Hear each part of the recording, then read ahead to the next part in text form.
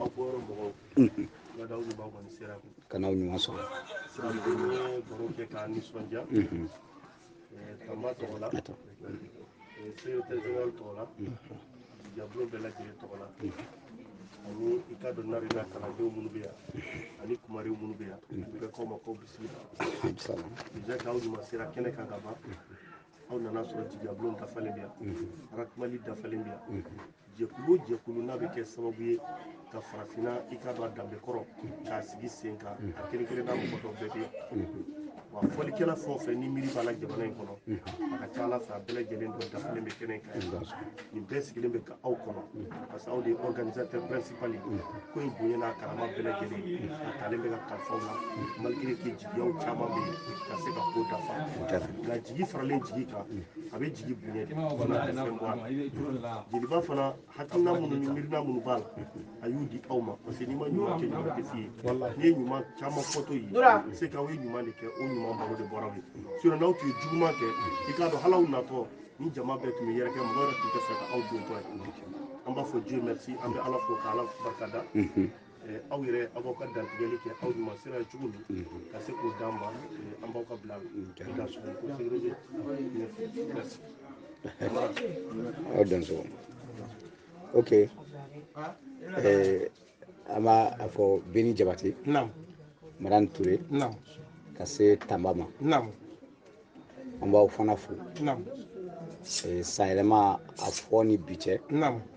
an bɛ dɔɔnin kɛ hakilila mama a yɛrɛ wulila ka an sɔrɔ Bamako ye ka ci fɔ an ɲɛna mais bi jamanaw diɲɛ yɛrɛ bɛ cogoya min na bɛɛ b'a dɔn déplacement ma nɔgɔn mais o n'a ta bɛɛ jigiyabulon mɔgɔw ko u tɛ se ka to kɔ tiɲɛ don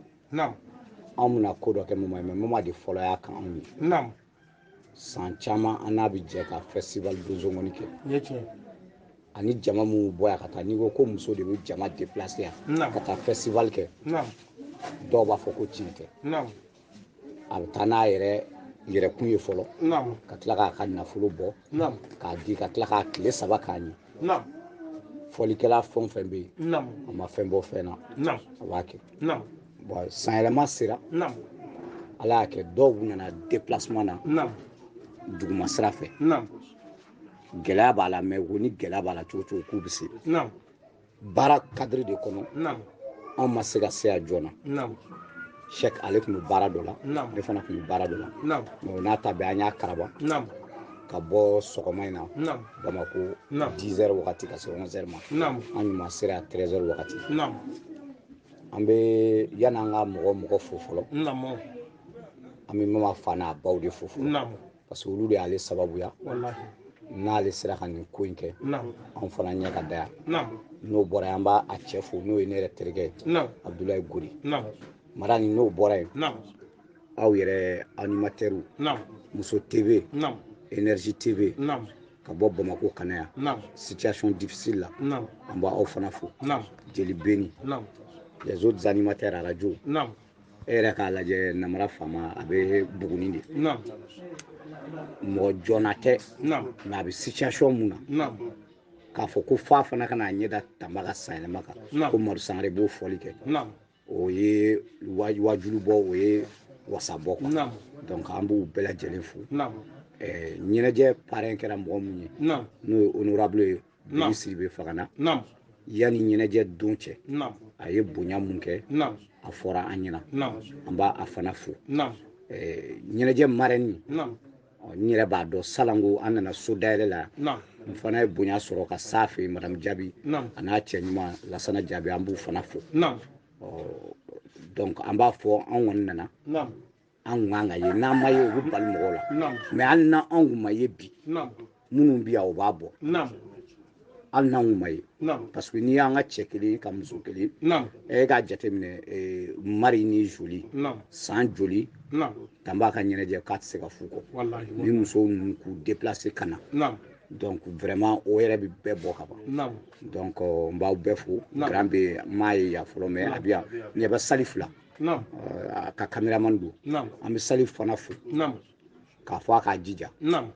an n'a ye ɲɔgɔn ye